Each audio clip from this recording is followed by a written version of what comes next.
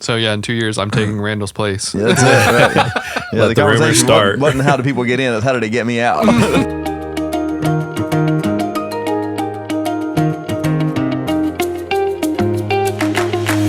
Hey guys, welcome back to Pasteurized. We're in the book of Numbers now, so hopefully you got your calculators and we can make sure that these numbers really add up. We're going to start in chapter 11. That's right.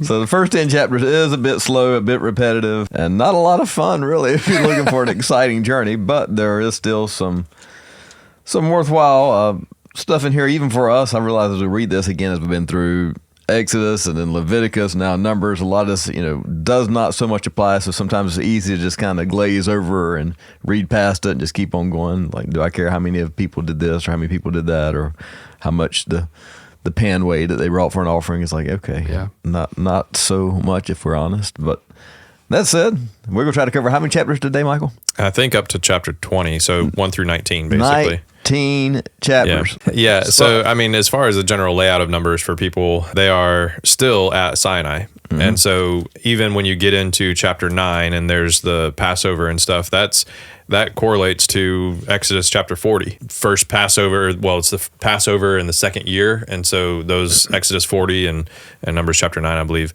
are kind of the same. And so you understand first and foremost that they're getting ready to leave, but they're still in the same spot that they've been. And so God has carried them out of Egypt, and then they're kind of staying put. And so Leviticus and Numbers are kind of similar in that way, and then Deuteronomy as well. We've got the first generation, and then you've got the second generation. We'll kind of see why that is, but you can break the book of Numbers down in that regard as far as the older generation, and the spies are sent in, and they come back with a bad report, at least 10 of the 12, and then God puts that judgment on them, and we'll see that. But the second half kind of being, I think it's around 26 that the younger generation kind of takes over, and there's a new census taken and all that type of stuff. And so we'll get there. But yeah, you're right. The first 10 chapters, they're still at Mount Sinai before they even get up and leave it all. Yeah. And so it's after that Passover that things kind of start moving. And so, it's been 2 years at Sinai. Yes. Yep. So it's sometimes we wonder, well, they had a lot to do. The tabernacle didn't just come together overnight. There was a lot of work, and so how long is that going to take? Well, about 2 years. Yeah. Well, and what's funny is, at this point, from what I'm seeing, they're about 11-day or 14-day journey from Sinai to the Promised Land. Where they end up as far as overlooking, getting ready. Yeah, as well. Then that's only about 14 days. Which is and crazy. So you like have to 2 years and 14 days that way. We got it. Yeah. So you have to understand that they're literally wandering. It's not like, hey, we're going to take this detour and take the long way. It's like, we've seen this place before. It's kind of, or, staying in one place for a while, which is the case. The Hebrew name for the book is In the Wilderness, or you can, if some lesser known names of the book are And God Spoke. And I think both of these things are important in the wilderness because, they're physically in the wilderness, but as we read, we'll see that they are spiritually in the wilderness, between not trusting Moses as God's authority, just completely disregarding all the great things that God has done by giving them manna, and they're, upset about they have to eat that every day, but, so they don't care about God's provision. So they're just wandering spiritually as well as they are wandering physically. And because of that, they don't make it into the Promised Land in 14 days. Yeah. So they got to spend 40 years. God spoke, and that is just an example of God's grace and compassion. Like, he still is speaking with Moses, even though they are wandering in the wilderness spiritually. So, yeah. One of the other ways of looking at it, I wrote down, they're delivered, but they're not yet in the Promised Land. And we talk about that whole idea of our journeying in terms of life and how that relates, So in that regard, as far as how we're looking at this and how we're seeing ourselves in this, because it helps us to apply it and everything, it's just that same already not yet. We are already saved. We have a destination. We have the Promised Land that we are waiting for in heaven, but yet we're still in the wandering of this life and that type of thing. And so there's that aspect too. You get to see a lot of the parenthood of God in Numbers. It's like, oh boy, you again. Yeah. Y'all calm down. Cut it out back there. Just to kind of summarize and continue to summarize the first 10 chapters, the first one is obviously we get all the numbers, legit, like here's the census. And so we get the total, if you want to just skip past it, we don't recommend that, but at the same time, 600,000, 603,550 is what the totals come up to. And that's just the men 20 years and older. Correct. Right. And, but yet the Levites were exempted from that count. And part of that is because God will say over and over again in the next several chapters that he has brought them to himself, that they are consecrated unto him. Right. He is kind of in the same way that the firstborn, we'll get to that, I think, a little bit later too with the Passover, but the firstborn, instead of taking the firstborn in the Passover, he's like, I'm going to take the Levites instead. Right. So they wouldn't fight. The Levites, in my mind, I questioned, that means that they don't fight. Like they're not going to bear arms, so to speak. Because if you touch a dead body, man. Yeah. Curse the day. And tabernacle shut down for a day. I know. Look, well, and I also wondered, so later on when David wants to build the tabernacle, or the temple, sorry. Yeah. Mm-hmm. When he wants to build the temple, then he doesn't get to because he was a man of blood, basically. Yep. And so, but his son gets to. And so I wonder if that's part of it as well. This whole idea of, since these guys, they're not going to be men of bloodshed, because they are going to be set apart for this service, basically. And they're seen as holy among the holies, as we've kind of had that theme coming through too. Yeah, David's uncleanness might have stacked up on him. Yeah. It's like, you going to be a minute getting past all this. Yeah. Well, all right. So there's the census, and then chapter 2, it's the organization of people. And I love that aspect of it. It's a little bit of a dry read, but the idea that God had all of this worked out and planned out, and it was very specific, is attractive to me. Just from a leadership perspective, I was like, man, we need that, right? We need God to organize us all the time, both our individual lives as well as whatever corporate life you deal with. And there's a core symbolism with all of this too. If you go to the Midrash, the Hebrew Jewish commentaries, then you've got Judah and his people. Judah was listed first, and then you got the two camps after him. The banner, according to their banners and stuff, Judah's would have been lion, and then Ephraim would have been an ox, Dan would have been an eagle, Reuben would have been a man. And we see some of that coming through in the Gospels. We see some of that in the prophecies within Ezekiel and also within Revelation. And so there's a lot of this that kind of comes together, and you're seeing that God is orchestrating, organizing, foretelling all these things within even just how he's laying out the camp. And then the other symbolism that I would mention too is obviously the temple of God being at the heart of the camp. However they're laid out, whether it was kind of like in this cross pattern that you might see online if you try to Google search an image for the layout of the camps. Some people put it kind of in a cross, or whether it's just circular, just a big circle, but the temple was in the middle. Or sorry, the tabernacle. I keep mixing those up. The tabernacle was in the middle, and then you've got the priests basically around that, and then you've got the rest of them. And so, we don't let that symbolism be lost on us too, as far as the heart of God. All right, assignments of the Levites, if you're struggling tonight to get to sleep, chapter 3. So, 3 and 4, one of the things that I thought was interesting within this is they weren't to fight, but the way that ESV puts it is that they were to guard. They had the guard duty. And so it's kind of, did they have to bear arms in order to guard? Probably not. But at the same time, that idea of guarding and protecting, because really they were trying to protect people from being killed. If anybody that was unclean or anybody that was unauthorized basically to come into or near the tabernacle, then they would be killed. And so they had to guard that, but they also had to guard the holiness of the objects. And so even within this, Aaron had to come in, Aaron and his sons, and cover everything when they got to move camp. And so even the Levites couldn't even see these things, but then they had to carry it. And so they had the wagons, but even the holiest holies furnishings, then the Kohathites had to carry, like legit carry. And that'll come back up again in David's time frame whenever they tried to put it on a wagon. It didn't work out. Yeah. And the different, I'm sure there's symbolism in here, the different colors of blues on most everything except the holiest gets a purple. We would speculate some of that, but, it's still interesting read, I think, Yeah. It was, I like the fact that there's so much detail. I mean, sometimes it gets a little extra, but when it gets repetitive, but God didn't say just, pack it up and let's go. It's like, no, here's every detail you're going to need, and here's the coverings you're going to use. Taking note of like the way that they are to to take it down. The Gershonites, they take out they're doing the fabrics, like the outer curtain and things like that. And that obviously has to come down first. And then Kohathites are getting the furniture, basically, and, the ark, the lamp, the altars, all that stuff. And then the Merari they're grabbing the frame of it. And so I would assume when they put it up, that seems like the reverse order of how you'd put it up.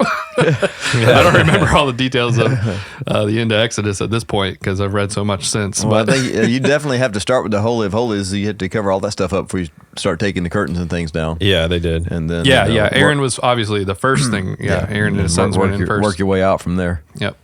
Again, it is interesting. It doesn't have a whole lot of application beyond the fact that God had every detail figured out. And there's so much safety in that, if we just do it his way, right? Well, and I think there's also just that idea of they had to obey. And so we're seeing some of the obedience before we get into all the complaining. It was so much geared towards here's how you are clean, here's how you're unclean, here's what you are to do. And they're following. And we're just going to see the contrast between the obedience and the disobedience, or the obedience and the complaining that comes. So within some of these, we get, like in chapter 5, we get some repetition as far as unclean people, how to make restitution. We've seen some of that as far as adding a fifth when you can, and so on and so forth. But then we have something a little bit unique as far as the test for adultery. Come on. And and so essentially this was, people brought before God, and God would, obviously the woman would kind of make an oath, swear, whether she was either confession or swear about her innocence, and then this bitter water, so to speak, would kind of take care of it, either exonerate her or reveal her. Yeah. The biggest question people are going to have when they read this, at least what about the men? Half of the audience are going to have a big question about it. It's like, how is this just for the women? Where's the test for the man? Yeah. And it's a valid question. Yeah. It's and I don't have a great answer. I mean, other than God's sovereign. And there was a process, I guess, for the women, and for the men, God just killed them, be done with it. Yeah, maybe. And that's impossible. I mean, for sure. And so sometimes we get hung up on stuff like this because we feel like there was some unfairness in their culture, and even in God's instruction, there's unfairness. But let's don't forget that we don't live under this anymore. Yeah. So let's don't get too hung up about how they did it, because that's not how we do it. So I also wonder if, yes, there is death that comes upon the woman who has been caught, so to speak, but for the one who is innocent, then it's kind of a gracious thing too, in terms of saying, okay, well now, if the husband is jealous or the husband is suspicious, then now she's been exonerated as far as like, okay, no, you're innocent. And we discussed Tuesday morning, this could also be utilized from the perspective of, the rumor mill's grinding against her. People say this, saying that. So, okay, all right, let's just go ahead and prove her out so that we can exonerate her name. Yeah. And so it could be a kindness of a husband. Yeah, and it's tough. It's tough to not know all of the ins and outs of the culture. Obviously, from a critical side of things, we would say, okay, well, this is just very patriarchal, and this is one-sided. Yeah. And at least from our perspective, when we just read it and not knowing all of that, then we would say, yeah, well, what about the men? Yeah. And this is not for family instruction. This is historical data. Yeah. Right. Yeah. And look, it's also let's look at the reality when we get to the New Testament. Before the law has changed, before the new covenant has happened, we have Mary and Joseph, and here's a situation where it's not an unknown; it's a known. I mean, from his perspective, it's not. I wonder if. It's like, oh, she's pregnant, and it's definitely not mine. Yeah. So there was no wondering if. And Joseph did not go through this process, and he didn't have her stoned, and there was grace, and he had already made up his mind, we're going to do this thing privately. We're not play her out on Front Street. We're not going to, do the fulfilled law of stoning her and all of that, which was fully within their legal system to do. Mm. And so we even see that in this culture, this is not necessarily how people operated. It was given as an opportunity, I suppose, but obviously. Well, and even later on, the whole certificate of divorce, when people are coming against Jesus, then he's saying, well, Moses gave that to you because of the hardness of your heart. That's right. Yeah, even though it was allowed, so to speak, it wasn't the way that it should have been. That's right. What about the Nazirite vow? First of all, if they take a Nazirite vow in order to separate themselves unto the Lord, it comes with 3 things. We see that there. They separate themselves from wine. They don't cut their hair, or no razor comes to their head. And so I would assume that's the beard type idea as well, not touching any dead body.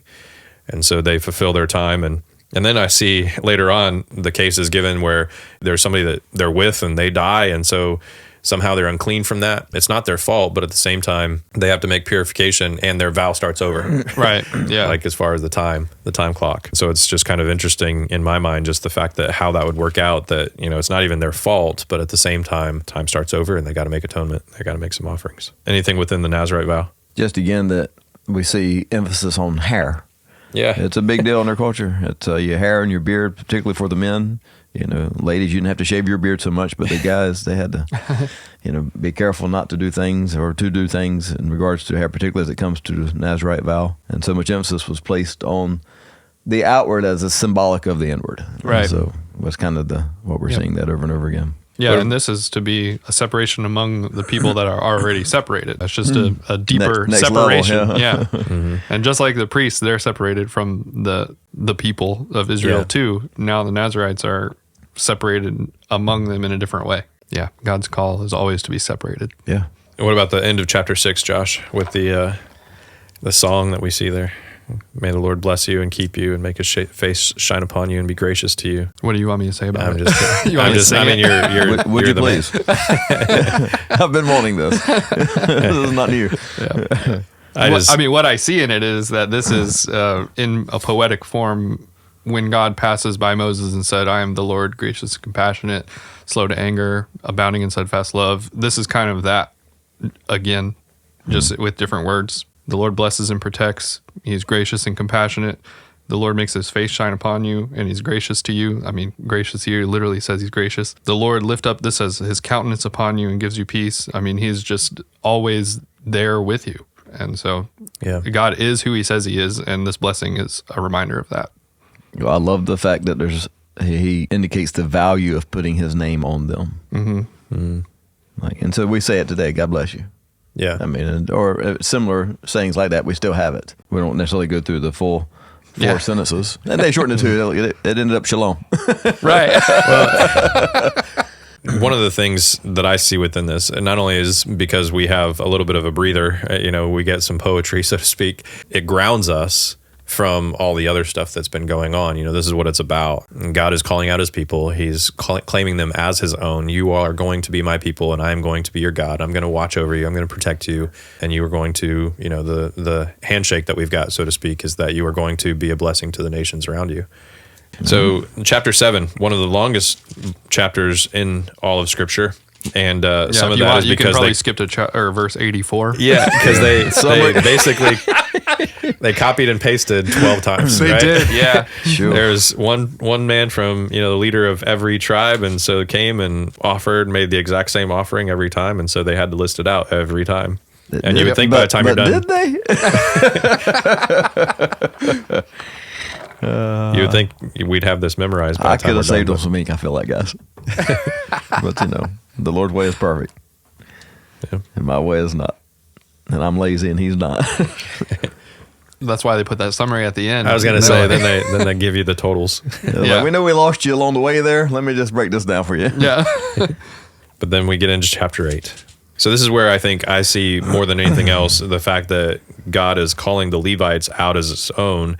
Verse 11, when you have the wave offering, okay? So one of the wave offerings, one of the things that I'm noticing at least, is that the wave offering is something that was offered to God, but at the same time, it was kept for the people that were offering the wave. And so when the priest would offer this wave offering, they'd show it to God, they'd give it to God, but at the same time, they got to enjoy it. Yeah. And so in the same type of idea, God has... These Levites are kind of seen as this wave offering that they've given to God, but then he's got them serving and all these good things that he's giving to them, as we're going to see later on too, that they get to experience all the best of the best. Now, given they give a tenth of the tenth back to God, but they get the best stuff. I'm seeing a lot of these things playing together. And so they're holy within the holies. They are separated among the separated ones. And I just see this as contrasting that Passover type of idea as far as when they were not that long ago, just 2 years before, they were brought out of Exodus and they're coming up on this Passover being celebrated. That whole reminder that God was going to kill the firstborn of all those who didn't have the blood on the doorposts. And so for them, they have to redeem their firstborn. But in this case, he's taking the Levites so that he doesn't take the firstborn of all the other Right. Yeah. Jewish people. Yeah. And so, he did that with the Egyptians, but he said, so that I don't do that with you guys, Right. I'm going to take the Levites. Right. And then the numbers that didn't match up, they had to come and actually buy them. Basically, it was The 273 or whatever it was. Get me lying about the number here, but it was there was some deficit there that had to be redeemed financially. Yeah. It was back in all them numbers. Yeah, They lots added of them up. numbers. There are a lot of numbers. Not skim past the end of this because it's been the subject of conversation this week. That's you can enter the work of the tabernacle at 25. You can become a priest at the age of 30 if you're part of the Levites. But at the age of 50, you're done. So we were joking that Josh is just now, Yep. like as of tomorrow, as of Tomorrow he'll be recording, 30. tomorrow he can finally I can be a priest, guys. finally be a priest. But what day you're watching this? It's Thursday that he's 30. 30 on Thursday. Yeah. 30, Thursday, and thriving. That feels like some line from a movie or something. And then Randall, you've got how many more years? not a whole two. How about that? Oh, man. We are saying that we're all glad that this is not something that we abide by. Right. So yeah, in 2 years, I'm taking Randall's place. Yeah, that's it. Right. Yeah, Let the rumors conversation start. wasn't how do people get in, it's how do they get me out. It's like, well, I'm not going so easy. Yeah. But we also understand that within what they had to deal with on a daily basis and so much, you would think by 50 years old, if they weren't dead, they were done. Yeah. I mean, for sure. Yeah. It's like, well, they just wore that guy out. He'd be somewhere in a corner. I mean, just you're butchering all day long, all pretty much. day long. I just, hard work, dirty work. Yeah. You just smell like Yeah. beef. This is, I mean, there's really, I don't see anything And goat. enjoyable about this other than the fact that it's unto the Lord. I think there'd be Yeah. fulfillment in that, but the work itself, not so enjoyable maybe. Yeah. And so I'm sure they were 45, like, shoo, I can see the light at the end of the tunnel, guys. So we do come to chapter 9. Again, this is the parallel to Exodus 40. So the tabernacle has finally been set up, and then the glory of the Lord comes down. So it's that Shekinah glory that you guys may hear about from time to time, but it's that Shekinah doesn't really show up here as far as the terminology, but it's just kind of what we call it. And that whole idea of dwelling, God's presence is now dwelling or settling among them. One of the things that I thought was interesting, I can't honestly say if I've ever really thought about it in those ways before, but people had mentioned that the cloud, the mercy within the cloud and the fire. So if you're in a desert, you got that many people. If the cloud is not just, a pillar necessarily, but it kind of fans out, then it could be relief from the desert sun for sure. in the daytime. And then when it comes to night, and the temps drop drastically, then the fire could not only provide light, but also provide some warmth as well. Yeah. Speculation, logical speculation that this is God showing his grace and mercy along with his presence. Backing up a little bit, there's no application for this, but I found it interesting that there was a makeup day for Passover. Yeah. Because somebody was unclean. Yeah. Unclean, It's grace, or mercy, and they're compassion. traveling somewhere. They couldn't get there. And so it's like, all right, well, look, if you weren't here or you were unclean, then you got a month. You got 1 month to get your affairs in order. You get a makeup day. But if you were here and you were clean and you didn't come, then you die. Yeah. I would also say along with that, if you're an enemy of the Israelites, you're kind of scoping out their camp and you're seeing this pillar of fire. Yeah. I'm pretty sure that's, Yeah. I don't think we're going to do anything. Probably bypass that. So that later. whole Balak thing, that we'll come up to eventually, and then he's probably seeing that, and he's like, I'm not so sure that we want to attack these guys. Yeah. Maybe there's another way. Yeah. Chapter 10, they have some trumpets, make these trumpets, and then here's the signals. And so there's some of the logistics of how things are going to work. Blow it this way, long blast, short blast, or one blast, single blast. They broke camp in 10, but there's nowhere that I can find that tells us what time frame that process is. But that was not, I can't imagine it being just a single day. You think? That's a lot. I mean, maybe many hands make light work, but even still, you would think first you how gotta many start- tents you got. And then at some point you got to work on your tent. Yep. And so if you're a Levite, you got to break down the tabernacle, plus you got to get your stuff together. And so you got wife, kids. I mean, this is I'm going to need 2 days. Yeah, and all the animals. All the animals. Right. And in fact, it may be like a stage rollout. Yeah, and it was. yeah. So they give the order. Basically, the Levites, the people that were part of the tabernacle, carrying the tabernacle and stuff, they're kind of in the midst of that. Right. Judah was first, but the Ark of the Covenant led. And so they had to get that out first. Well, we definitely know that that's the case later on. But right. I don't know if that's the case here. Yeah, I don't think so it is. the Kohathites were the ones carrying the ark, right? They were. And so they're in the middle. Yeah. I think it stayed So in the you've middle got- till they get around Jericho. Yeah, you've got Judah, Issachar, Zebulun, then Gershon, and all them that are carrying everything that the Gershonites are supposed to carry. Then you've got Reuben, Simeon, Gad, and then you've got the Kohathites carrying all the holy things. And then Ephraim, Manasseh, Benjamin, Dan, Asher, Naphtali. Yeah. But you're right. They were definitely leading whenever they crossed the Jordan, because it was the priests that stepped in. And Yeah. Yeah, and even Jericho, the priests are at least leading. And when the ark would travel, Moses would say, "Rise up, O Lord. May your enemies be scattered, and may those who hate you flee before you."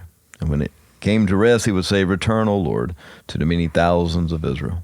So they get up, and as soon as they're leaving, a few days pass probably, and we hear the first complaint. Yeah. And so this is where things take a turn. Do we hear it, or do we just see the fire start killing people? Somebody heard it. Well, I mean, verse 1, it says they complained in the hearing of the Lord about their misfortunes. And the Lord heard it, his anger burned, and the fire burned among them, consumed some of them, outlying parts of the camp. And so it doesn't tell us exactly what they complained about, but Yeah. you've got to believe they've now broken camp, and it was a small amount of work. Yeah. To say it lightly, right? And they're traveling with all their stuff, their entourage. They've been kind of living on Egypt Street for the past 2 years, just kind of camped out, just pretty lackadaisical. There's some work to do and some things to learn, and so they're involved in that process. But now it's like, now we're carrying all of our stuff on our back, basically, and this is not pleasant. So you can, I mean, we can speculate that this was probably the hardship that led to the first complaint. Yeah, and I mean, definitely things are just uncomfortable. Let's just put it that way. Definitely uncomfortable. Definitely, as we see ourselves in this, we know we seek comfort, and we always want comfort. That's our, number one go-to. And so we don't naturally look at things like if we're planning a vacation, we're not thinking, oh, well, let me find the thing that's going to make me grow.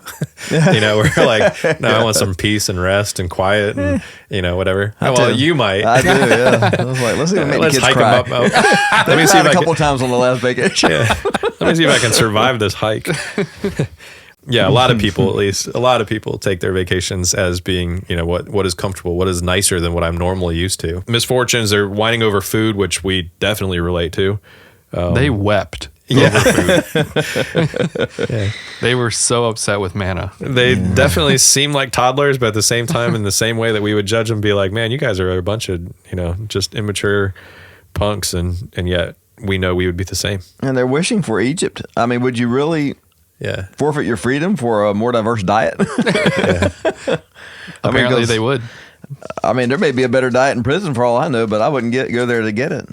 And then amongst that, you also see Moses complaining about them.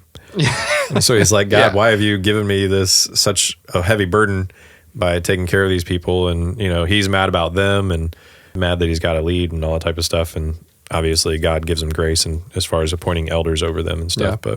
And this is like where we get the first idea of a Holy Spirit, because God is saying that he's going to take the spirit that is on Moses and apply it to them.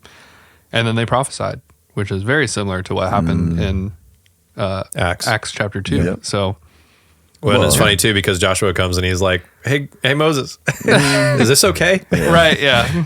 He was Baptist. He don't like that stuff. For sure, something like that. It's not what he was used to. It's not how we do it. Yeah. So when they complained about the food, though, this is where it literally says that he gave them quail, not just a day or 5 days, 10 days, 20 days, but a whole month, until it comes out your nostrils. As far as the quail and the meat. Yeah. And we're like, wait, is that literal? And even when they ate it, God was still angry, and then he killed them. Yeah. Because they liked it. It's like they thought they got what they wanted, but did they? Right. That's how parenting works. So I did a little research on just the amount of quail here. This is this is the homer, right? And so it's really hard to get a settled number on what a homer was, because it changed over the course of time. But basically, you can figure about 6.5 bushels would have been a homer. Or if you want to put it in liquids, it'd be about 58 gallons as one homer. And so if you went to what could fit in a bushel, well, we get about, people who are into crab eating, about 50 crabs come in a bushel, and we'll say, for just for sake of easy math, 6 bushels in a homer. 300 crabs. 300 crabs. Quail are about the same size. And then the least they had was, the one who got the least was 10. Yeah. So about 3,000 quail was the least amount gathered. And that's really taking some off, because it would probably been closer to 5 if you really did the math straight out.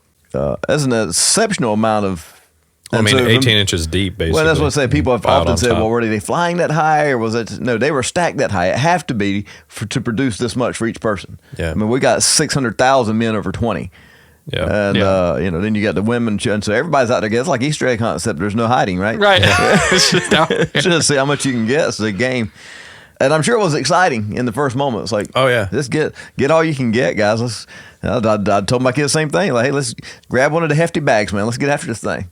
They also lost sight, is one of the things that I wrote too there in verse 20. Why did we come out of Egypt? Because you have rejected the Lord who is among you, and you've wept before him, saying, why did we come out of Egypt? That whole complaining, it was better back there. But they just lost sight of where they were going and lost sight of what what God has already promised them over and over and over again. So it's not just what has God done, but it's also what are the promises that God has given. I'm going to be your God. You're going to be my people. I'm going to lead you into this land that is promised to you, all these different types of things. And they've lost sight of that. And they're like, well, no, we'd rather be in Egypt and we'd rather be assuming enslaved. We were there and everything was good. We felt more comfortable. Well, and the deeper implication is we would prefer our sensual needs taken care of than to have the presence of God. 'Cause that's what they've gained in this. Yeah. God has actually come to dwell with them, and like we would prefer to be back the way it was before. Yeah. And so God was not valued. It's like, I just prefer what I like over having this relationship with God. It's like, man, okay, well, no wonder God's mad. Yeah. Yeah. One of the things that we see here and why numbers, if you're looking at why is this so relevant or how is it relevant, man, that's exactly it. Yeah. I mean, we can see ourselves in the same way. Are we willing to wait on the Lord? Are we willing to give things up, so to speak, that we might want in order to say, God, this is what you've said, and so I'm going to do it this way. And we've talked about it a lot, mentioned that when it comes to, and this is across the board humanity-wise, when it comes to matters of the heart and the things that we want and the things that we desire, the heart wins. Yeah. We don't usually choose God. And I think that that's a supernatural thing too when we do, but anyway. And so we have, first of all, they're complaining about their misfortunes and then the food. And then we have another one. Now they're going to be complaining about the leadership. Yeah. And so this is personal for Moses, right? Yeah, for sure. So he's got Miriam and Aaron, his brother and sister. Well, let's not forget, Moses tried to get out of this like 6 times, standing there at the burning bush. At this point, he's done everything that God has asked him to do, and I'd like to say that he's done it willingly. Well, and so also I want to point out that this is how complaining works or gossip works, particularly when you complain about somebody. You build a straw man. I've seen it a billion times at this point. It's not. It's really not so much about the authority of Moses that they had a problem with because they've been following him this long. But now he's married somebody that they don't like, and so they're building the straw man. And so I just think he's doing this or he's doing that because there's really something else that they're not addressing because they know that it's just juvenile. Yeah. And instead of really addressing what's got them upset, then they start building this whole scene. Best case scenario, they're basically trying to make the argument that, hey, you're less clean, qualified, maybe perhaps, because of this woman that you've married. But I don't even know that holds up. Yeah, there'd be nothing given so far that would make them come to that conclusion. Either way, God wasn't having it.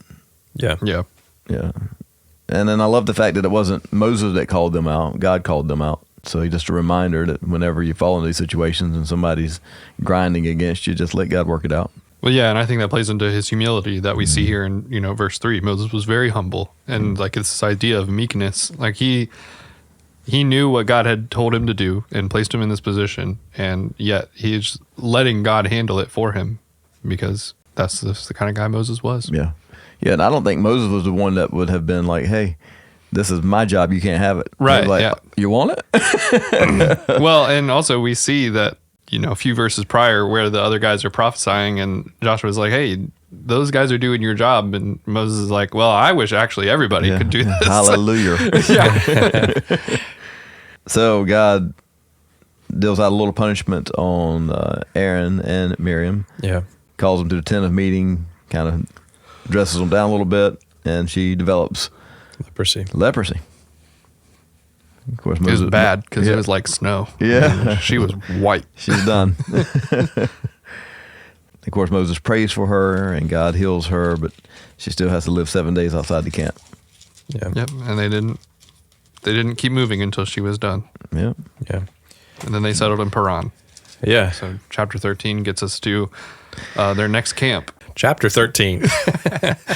So this is where we tend to highlight as far as when we look at numbers, and this is one of the stories that we tend to go to. So the spies, they choose one from every tribe. Among them are the ones that we tend to highlight as far as Joshua and Caleb. They're from Judah and from Ephraim as far as their tribes, and they are the ones that go into the land along with the other 10, to equal 12. And they're the two that bring back a good report. They're unwilling to kind of go with the flow and be like, nah, we're scared. So they were to see whether the people who dwell are strong or weak, whether the land they dwell in is good or bad, whether the cities are camps or strongholds, whether the land is rich or poor, and whether there are trees in it or not. And so that's kind of what they're scoping out. And they come back and we see that, yes, there are good things in the land. God is true. It truly is a land flowing with milk and honey. But there in verse 28, however, the bad news is the people are strong, the land is strong, the cities are fortified and very large. We're grasshoppers in their sight. Well, actually, they perceive themselves as grasshoppers in their sight. And they got the giants, the Nephilim, the Anak descendants. Yeah. The scary people. Yeah. Yeah, and so these 10 guys rile up the rest of Israel, and they're all then like, oh no, we can't go in here then.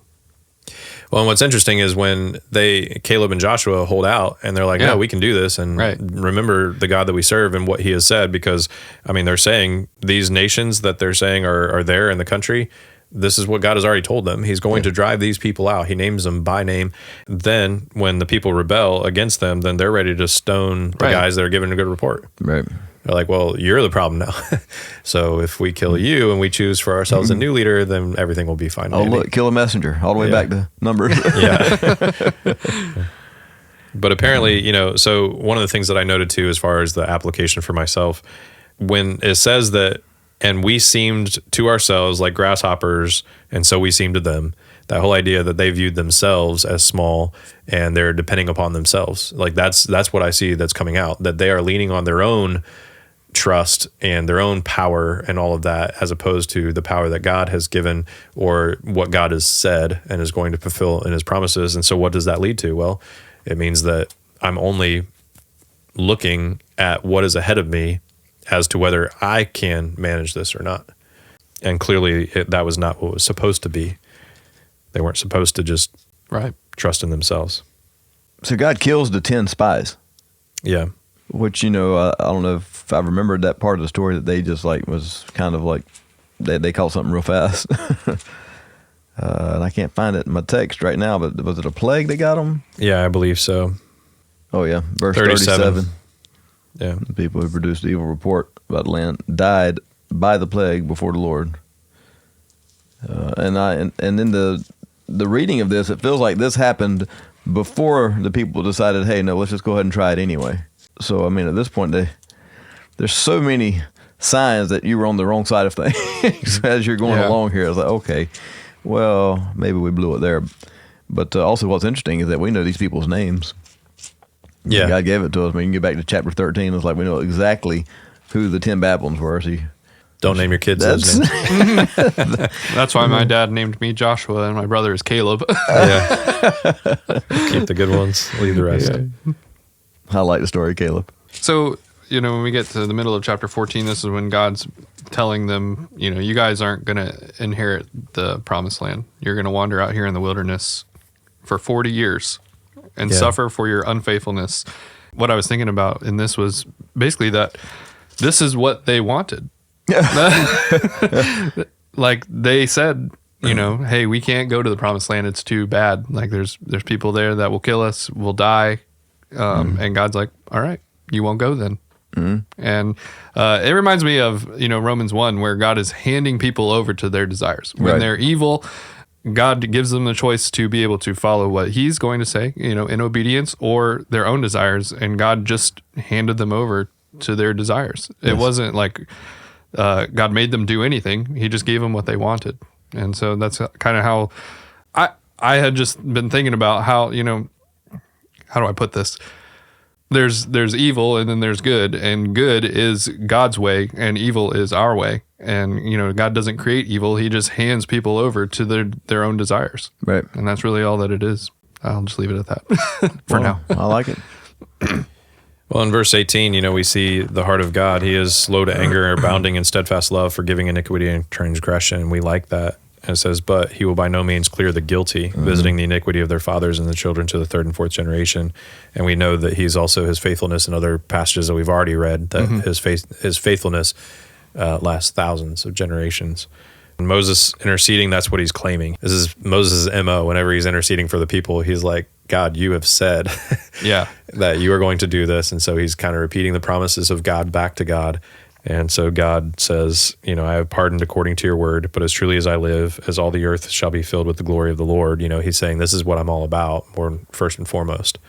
And this is how I'm going to do it. The way that the story goes, of course, is what we've already mentioned, and this is what he lays out. So the punishment is going to be, now this generation is not going to enter the land, but I am going to be true still, and so I'm going to take this younger generation, and they are going to enter the promised land. And so yes, you are going to, like you said, you are going to get your desire. You're going to die in the wilderness, kind of the way that you've already kind of spoken it and stuff.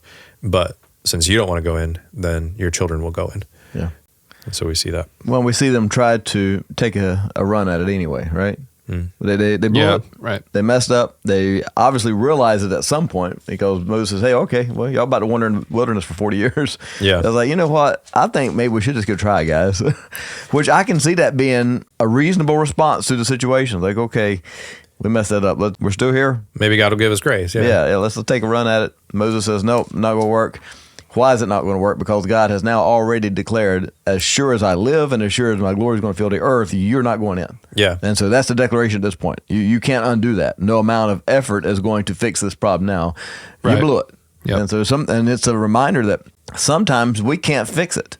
You can mess stuff up that cannot be fixed in this life. Whenever we choose the path of man over the path of God, then there are consequences to that. And oftentimes it's lifelong. Yeah. They just they took a step in a new direction now. This is it. The rest of their life will be spent in the wilderness, and it's kind of sad. Yeah. Yep. I think the other thing that I see here too is that with their perspective of saying they're looking at themselves as, the power within themselves. We can't do this. Like we're like grasshoppers to them. And we see that contrasted with the end of chapter 14. The reason why they're unsuccessful is because God didn't go with them. That's right. And so they're afraid at first because they're looking to themselves and they know they can't do it on their own. But even though God is not with them, they still try to go it alone. And I don't know, it shows the foolishness of it. Yep. And of course, again, I say that not only in we can judge them, from where we're at now, but seeing it in our own lives as well. That, man, how foolish is it to say, no, I'm going to try it anyway, even though God is not with me. Yeah. And sometimes when we understand that we've tried to do it without God in the first place, and how do we ever expect that to succeed? Chapters 15 is basically some repeating of the sacrifices, how to deal with the unintentional sins, and then the Sabbath, those who break the Sabbath. Anything within chapter 15? No, really not. I absolutely underlined nothing in that chapter, which is, on me. I'm just going to own it, but I did not underline a single thing. I mean, maybe we need to reference back to this when they actually get into the promised land. Okay. Because this is what this is. You know, when you get to the land that you are to live, I'm giving you, make these offerings. Yeah, it felt unique that he's giving it to them now. Hey, you're not going, but, here's something that you're not going to do. It's like drawing the winning ticket and then drawing one after that said, and for those who didn't win, your number is. Yeah. So he does command them to make tassels on the corners of their garments. And so this is one of the things that the Orthodox Jews often still have. It'll be a tassel for you to look at and remember all the commandments of the Lord, to do them, not to follow after your own heart and your own eyes, which you are inclined to whore after, is the way this version puts it. And man, isn't that telling and truthful and revealing for us? And he says, but what you are going to remember is that, not only to do all of my commandments, to be holy to your God, but that's the whole point. By doing the commandments is not just checking off the list, but it's to be holy, separated unto God, that we realize, why are we separated? Why are we different from amongst the rest? And in verse 41, I am the Lord your God who brought you up out of the land of Egypt to be your God. I am the Lord your God. And so, who do we worship? And he's the one that makes the difference, that whole idea. And he also gives a pretty clear separation between deliberate sin and accidental sin in this passage as well. This section of the reading, which is a scary passage for us, because I mean, where we sit. I mean, I'm sure we do a lot of sin that we don't recognize, but there's a lot we do. Yeah, and we do it anyway. Yeah. And so the law of grace is now at work in overtime. Yeah. So chapter 16, I actually like this particular passage just because it's gory. It is. We got a lot going on here. I mean, God shows off a little bit, and it's a fun read for me. So the accusation for me in this, it read a little weird in the NET. You take too much upon yourselves is what his. You know what they're saying. Yeah, you have asserted too much authority over us, or better known around here as. You got too big for your britches. Yes, we have our own form of this saying. Yeah. What's interesting too is that he's basically saying, well, the whole congregation is holy, every one of them, and the Lord is among them. And so, first of all, for in one aspect that is true, but also in another aspect, it is absolutely not true. As far as God has clearly set apart the Levites, He's said that. And not only that, but then he's also clearly set apart people from among the Israelite or the Levites to do certain jobs. Yeah. The way that he said, you're responsible for this and you're responsible for this. And not only that, but he took some of the sons of Aaron and he says, you're in charge of these people, these Levites. And so we see there is definitely order here, but they're making this claim, everyone's holy. And I think that that's not too far off from what we see a lot of the complaints now within our society and our culture. Well, isn't everybody good? Isn't everybody, why are you telling me that, we're sinful or that God has this hell that's out there? If we're just honest and we do our best and that type of idea. I think that's similar types of thinking to what Korah is saying here. So it's Korah, Dathan, Abram, and On, and 250 chiefs of the congregation.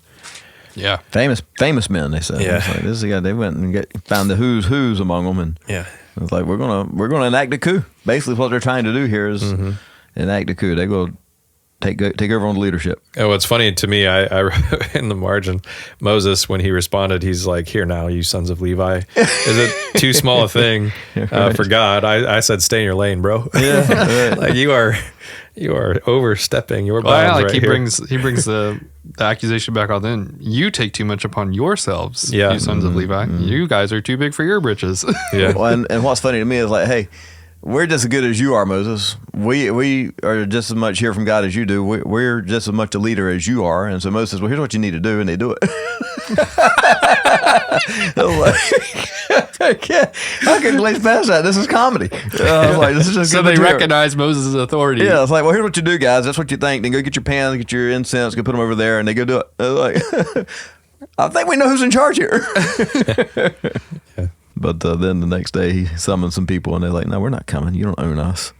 It's just like little children, isn't it? Well, so what's funny too, in my mind, is in verse 13. So there is some rebellion. Moses sent to call Dathan and Abram, the sons of Eliab, and they said, we will not come up. That's right. Is it a small thing that you have brought us up out of the land flowing with milk and honey? Which one are they referring to? Well, to me, they're saying Egypt was the land flowing with milk and honey, not where they're going. And it's That's huge, isn't it? Yeah, to kill us in the wilderness, that you must also make yourself a prince over us. And so they're like, okay, well, yeah, clearly this is a leadership issue as far as what their complaints are.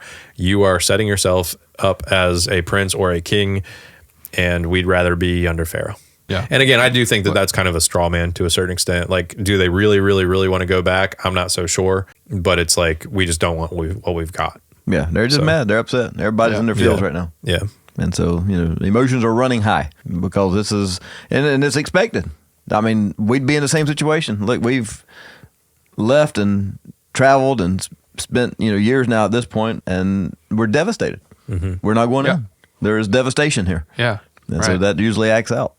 Yeah. I mean, we see it in today's culture too. Whenever societies get bad enough where people lose hope, things really unravel fast. Yeah. So the solution, when Moses is talking, he says, but if the Lord creates something new, and so Moses is kind of like, even offering up, I don't know whether God had already told him what was going to happen or whether he just was like, okay, I know that by speaking this, God will, honor what I'm saying. But he's like, but if God does something new and the earth opens up and swallows you guys, then you're going to know. And of course, that certainly is what happens. I would imagine the man that can speak to God face to face, he's pretty tight Yeah. and can feel in full assurance that whatever he's saying is in step with what God will do. Well, and he's defended these people so many times now and stood in the gap for them. But we get to verse 15, and Moses like, sick them. It's because they finally came up against Moses. It's like they just kept pushing. This ain't the first time they've come against him, but they just keep on. And so now it's like, and so he tries to summon them to get them together, and like, no, we ain't coming. And Moses like, you know what, God, go ahead. Yeah. I'm stepping out of the gap. And so God opens the earth and swallows them and their tent and their wives and their children and all their stuff. Yeah. And what's their response? Not only are they forgotten in that sense, but they grumbled down in verse 41. The next day, all the congregation of the people of Israel grumbled against Moses and against Aaron, saying, "You have killed the people of the Lord." Isn't that wild? Yeah. I mean, it's wild to me. I mean, because Moses was the one who opened up the earth. Yeah. or brought fire out of the tabernacle. Yeah. Literally the fire of the Lord that they had been following in the night. You can only came out. Yeah, you almost have to wonder if maybe their problem was similar to like maybe what people see today. They're like, well, if that's the God, if that's what you're saying God is like, then I don't want him to be my God. Yeah. And so maybe the rebellion really is that they're like, no, I don't like what God is doing, even though they are recognizing that it is God doing it. And so they're like, no, I want to go serve a different God. Yeah. Maybe. There's a plague that comes, and 14,700, besides those who died in the affair of Korah, were the ones who died in the plague that was sent. So in Psalm 106, clearing out. it retells this in an interesting way. It doesn't say that Korah was swallowed up. It just says Dathan and Abiram were swallowed up. Okay. He missed one. I mean, maybe it was for poetry's sake. Yeah, for sure. I just thought that was interesting. It is Like, interesting. Well, but and it's, maybe it was written by the sons of Korah, because there were some sons of Korah that survived. there were. Yeah. Yeah. And so the entire household of Korah wasn't swallowed up. That's So right. maybe But there's that was also, I think there's more than one Korah as well. That could I have been. can't remember all the, it's hard for me to keep them straight. It's interesting, though. It's amazing, really, if you want to use the right word, that, day 0, everybody gets swallowed up, or fire comes out of the tabernacle and kills 250 of these that have sided against Moses.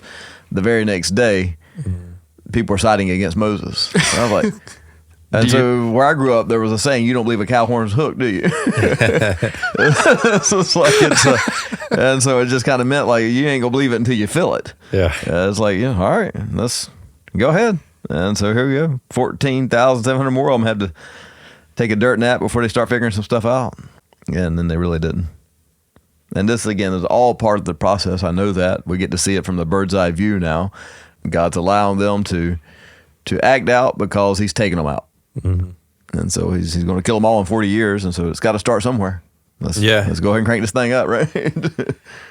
It's tough. That's a terrible scenario, but that's the reality of it. In the next 40 years, about 1.5 million of them are going to die, or more. 2 million, 3 million, who knows? Well, none of the kids will make it, so it's probably limited to maybe a couple million. Well, and by the time the kids go in, I think when the second census is taken, there's only about, if I remember right, there's only about an 8,000 person difference as far as the first census. And that's amazing, isn't it? So, yeah. So I'm going to do it. Let's see. If it's 2 million people and you had to kill them over 40 years, you got to kill 50,000 a year. It's a lot of people. Yeah. That's if you do it evenly across the That's whole why they were span. talking about all the dead bodies. Yeah. Right, yeah. Because they were constant. Yeah. The desert's going to stink, yo.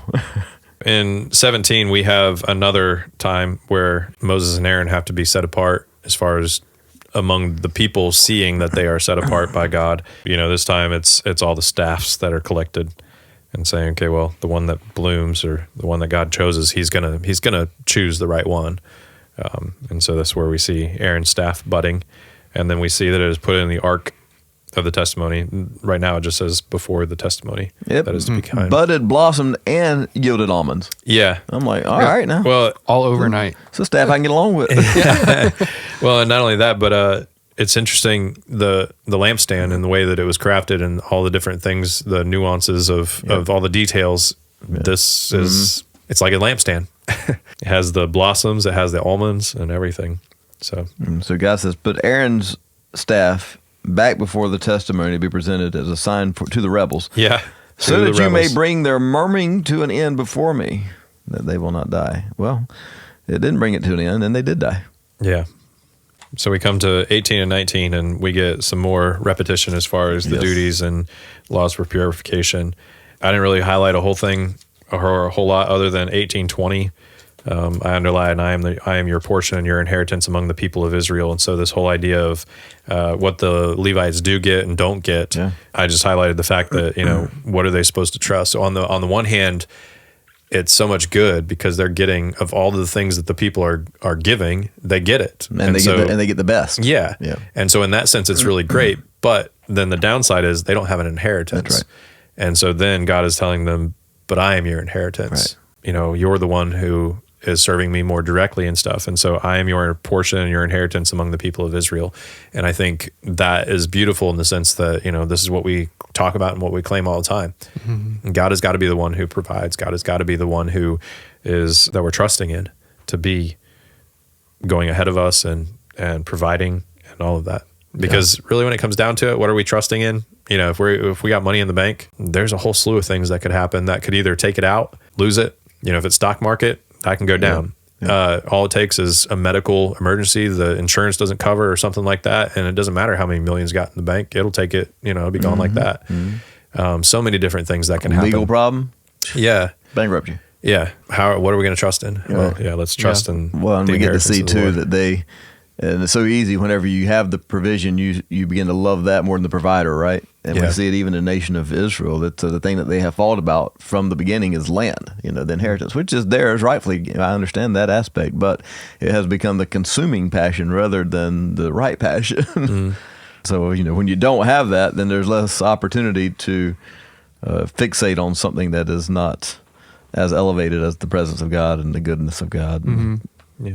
Yeah. In Hebrews 4, we get to see kind of what the promised land represents, and that is the presence of the Lord. When we have Jesus, then we're gifted with the Holy Spirit, and we get to have the inheritance of that. And He has given us everything that we need. And so He's the down payment. Yeah, He is our.